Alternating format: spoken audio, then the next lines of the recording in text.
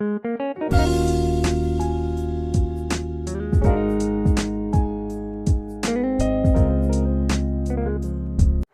वालेकुम जी। आज हम चैप्टर नंबर 1 में फ़िज़िक्स में मेजरिंग सिलेंडर पे बात करते हैं।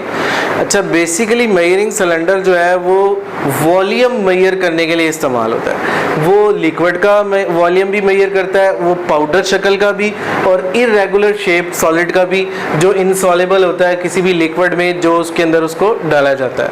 मेजरिंग सिलेंडर जो है वो हम उसको यूज़ कैसे करते हैं? मेजरिंग सिलेंडर के लिए हमने उसको एक प्लेन सरफेस पे रखना है। जैसे ही आप प्लेन सरफेस के ऊपर मेजरिंग सिलेंडर को रखोगे तो मेजरिंग सिलेंडर स्टेबल हो जाएगा। लेकिन अगर हम इसको किसी रफ सरफेस पे प्लेस्ड करवा दें तो मेजरिंग सिलेंडर स्टेबल नहीं हो पाएगा और ये यहाँ से गिर जाएगा और सही तरीके से रीडिंग नहीं हासिल हो पाएगी। इसलिए मेजरिंग सिलेंडर को यूज़ करने के लिए किसी एक ऐसी प्लेन सरफेस पर रखा जाएगा ताकि अच्छे तरीके से उसकी जो है वो रीडिंग नज़र आ सके। मेजरिंग सिलेंडर ग्लास का और प्लास्टिक का बना होता है। ये ट्रांसपेरेंट होता है, जैसा कि आपको नज़र आ रहा है। ये ग्लास का और प्लास्टिक का बना होता है। ये ट्रांसपेरेंट होता है, इसके आर पार आपको नज़र आती है रीडिंग। जब भी आप कोई भी लिक्विड इसके अंदर पोर करते हैं तो इस तरह ये कर्व सर्कल का मिनिकस बनता है। ठीक है, ये जो कर्व हिस्सा है इसको मिनिकस बोलते हैं। ये किसी भी रीडिंग के सामने आता है तो वो उस लिक्विड का, उस पाउडर का या इरेगुलर शेप का वॉल्यूम कंसिडर किया जाता है। अच्छे तरीके से रीडिंग लेने के लिए इसको वर्टिकल प्लेन पर सरफेस पर हमवार सतह पर जो है वो रखते हैं और आप इसकी मनिकस के बिल्कुल स्ट्रेट सामने देखेंगे। ये correct method of reading with measuring cylinder है।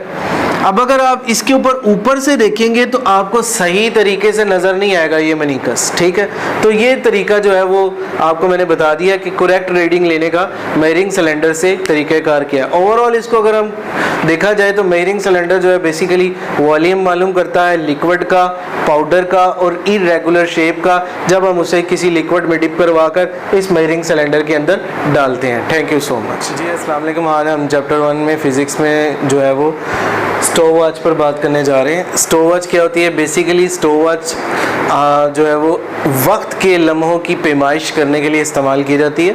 Stop watch is used to measure the time interval of an event. Time interval एक वाक़या, एक लम्हा और लम्हाती पैमाइश के लिए जो है उसकी जो मेजरमेंट होती है उसके लिए हम स्टॉप वॉच इस्तेमाल करते हैं।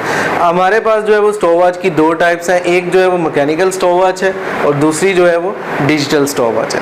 मैकेनिकल स्टॉप वॉच में जो है वो आपको पता है कि ये एक जो डायल बना होता है, एक जो है वो नीडल होती है और दो बटन होते हैं।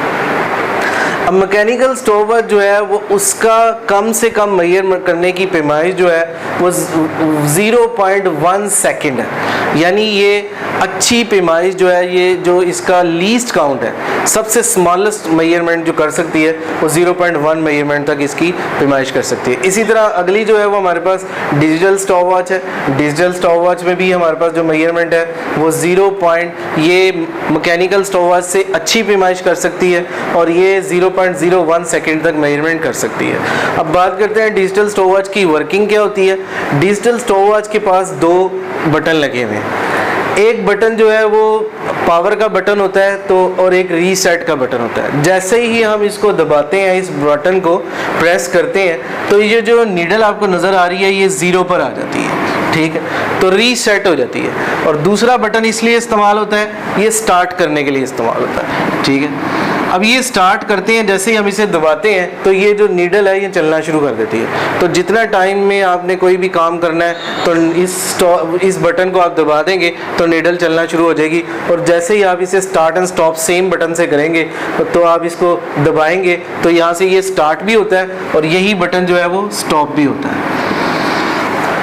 इसमें दो बटन होते हैं, एक रीसेट के तौर पर काम करता है और दूसरा स्टार्ट एंड स्टॉप के तौर पर काम करता है। जब आप रीसेट करते हैं तो नीडल 0 पर आ जाती है। जब आप दूसरे बटन को प्रेस करते हैं तो वो काम जो आपने मेजर करना हो टाइम जो है वो नीडल चलना शुरू कर देती है। फिर इसी को आप स्टॉप करते हैं तो नीडल आकर एक पॉइंट पर आकर, फ़र्ज़ करें इस पॉइंट पर आकर रुकती है।